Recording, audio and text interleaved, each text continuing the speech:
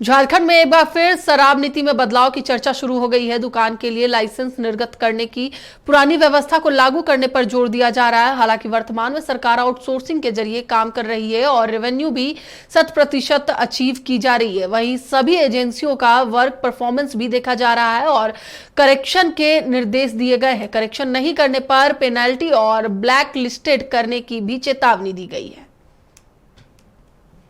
Actually आज की date में तो हमारा एक्साइज डिपार्टमेंट गवर्नमेंट ही रन कर रहा है और इसमें हम लोग आउटसोर्सिंग के माध्यम से वर्क करा रहे हैं। तो आउटसोर्सिंग की जितने भी एजेंसीज हैं जो डिफरेंट टाइप ऑफ वर्क कर रहे हैं, चाहे वो मैन पावर के लिए हो, चाहे सिक्योरिटी के लिए हो, चाहे SIS जो कलेक्ट करके बैंक में जमा करता है, ये हमारा ऑडिटर का टीम है।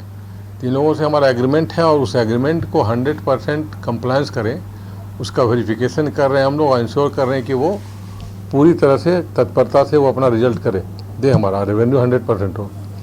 पैरेलल में हमारा जो हमारे एक्साइज डिपार्टमेंट के जो एक्साइज सुपरिटेंडेंट हैं और पुलिस बल है, उससे हम लोग लगातार रेड करा रहे हैं हर एक डिस्ट्रिक्ट में और लगभग सभी एजेंसियों का भी वर्क परफॉर्मेंस हम लोगों ने असेस किया है